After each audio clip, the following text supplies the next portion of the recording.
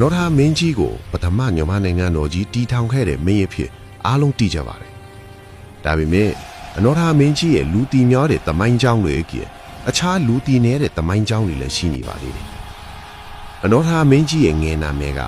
မင်းစောဖြစ်ပါတယ်မင်းစောရဲ့ခမည်းတော်ကွမ်းစော်ကျောင်းဖူမဲဟာခရစ်တကရ1010မှာပကံမနန်းတက်ခဲ့တယ်သူအရင်ပကံမင်းညောင်ဦးစောရဟန်းမင်းကွယ်လွန်လို့ကြံ့ခဲ့တဲ့ညီမမိဖုရား3ပါးကိုမိဖုရားဆက်မြောက်တယ်တောင်ပြင်းသည်မိဖုရားနဲ့အလဲပြင်းသည်မိဖုရားတို့မှာညောင်ဦးစောရဟန်းမင်းနဲ့ရတဲ့ကိုဝန်ပါလာခဲ့တယ်တောင်ပြင်းသည်မိဖုရားကကြီးစိုးမင်းသားကိုခရစ်တကရ1100မှာမွေးဖွားတယ်အလဲပြင်းသည်မိဖုရားကလပိုင်းပဲချားပြီးတော့စွကတိမင်းသားကိုမွေးဖွားတယ်ကြီးစိုးမင်းသားနဲ့စွကတိမင်းသားတို့ဟာအဖေတူအမေကွဲညီကိုတွေသူတို့ရဲ့ခမည်းတော်ကညောင်ဦးစောရဟန်းမင်းပေါ့ညမအငယ်ဆုံးမြောက်ပြင်သည်မိဖုရားကကွမ်းစော်ကျောင်းဖြူမင်းနဲ့ရတဲ့သားမင်းစောမင်းသားကိုခရစ်တကရ1014မှာမွေးဖွားတယ်ကြီးစိုးမင်းသားနဲ့စွကတိမင်းသားတို့ဟာမင်းစောမင်းသားရဲ့အကိုဝင်ခွဲတွေဖြစ်ပါတယ်ကြီးစိုးမင်းသားနဲ့စွကတိမင်းသားတို့အရွယ်ရောက်လာတဲ့အခါခရစ်တကရ1027မှာကွမ်းစော်ကျောင်းဖြူမင်းကိုယဟန်အတင်းဝက်ခိုင်းပြီးထီးနှန်းကချလိုက်တယ်အဲ့ဒီကြီးမှာမင်းစောမင်းသားလေးဟာအသက်6နှစ်သားပဲရှိပါသေးတယ်ခမည်းတော်နှံ့ကြဘရင်ကြီးနဲ့မေတော်မြောက်ပြန်သည့်တို့အတူယဟန်ကျောင်းလေးမှာလိုက်နေရတယ်မင်းစောမင်းသားရွေးရောက်လာချိန်နန်းတော်တွေဝင်ထွက်သွားလာနေတဲ့တနေ့မှာစုကတိဘရင်ကလူတွေရှိမှညီသားနောင်မယ်လူစနောင်ပြီးခေါ်လိုက်တယ်အတိတ်ဘက်ကမင်းစောရဲ့မေတော်မြောက်ပြန်သည့်မိဖုရားဟောင်းကိုသူတိမ့်ပိုက်မယ်လူစလိုက်တာပါမင်းစောမင်းသားစိတ်မသက်မသာနဲ့နန်းတော်ကပြန်ထွက်လာပြီးအိမ်ရောက်တော့ခမုန်းတော်နန်းကြပေးရင်ကွန်းစော်ကျောင်းဖြူမင်းကိုပြောပြလိုက်ပါလေကွန်းစော်ကျောင်းဖြူမင်းသား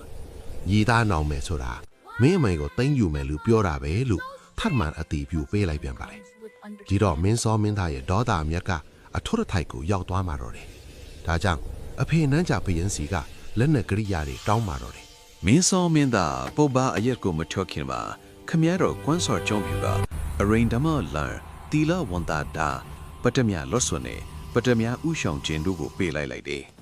ပြီးတော့ဖခင်လို့သူကငါမြင်းကတော့ငါနန်းကြကလေးကလွတ်နေတယ်ငါဝတ်ထားတဲ့လက်စွပ်ကိုပြရင်အဖမ်းခံလိမ့်မယ်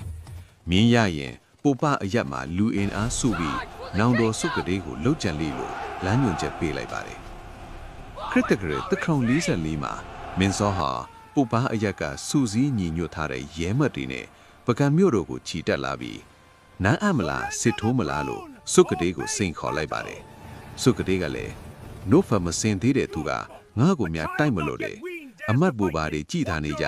ငါနဲ့မြင်းတစီချင်းတိုက်မယ်လို့ပြန်စိန်ခေါ်လိုက်ပါတယ်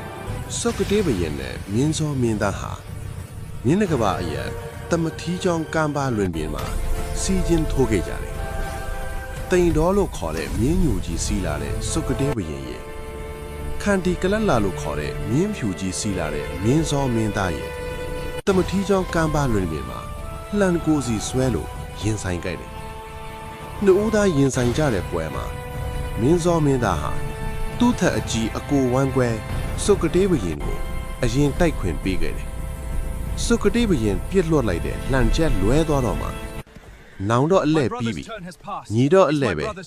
နောင်တော့ခံနိုင်ခံပြီးတော့ဆိုပြီးတိုက်ခိုက်ခဲ့တာပါစုကတိဘရင်ဘက်ကပါလာတဲ့ပကံနန်းတို့တွေကရဲမှတ်တွေရဲ့မင်းစောမင်းသားကိုဝိုင်းရံပြီးပါလာတဲ့ပုပ္ပနယ်သားရဲမှတ်တွေရဲ့ပြီးတော့ပကံပြည်သူတွေရဲ့မျက်စိအောင်ပါပဲစုကတိဘရင်ဟာ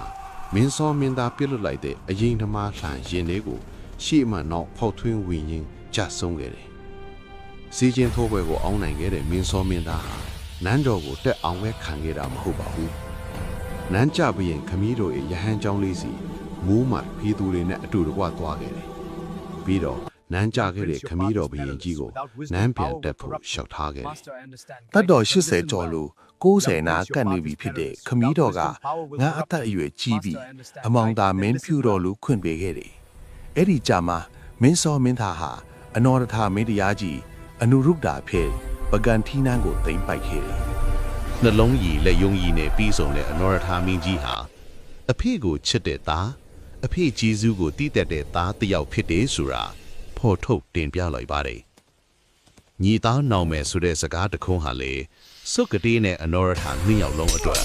ဘဝတစ်ခုလုံးကိုပြောင်းလဲသွားစေခဲ့ပါတယ်တယောက်ကတေးပြီးတယောက်ကပယင်းဖြစ်သွားခဲ့တာပါ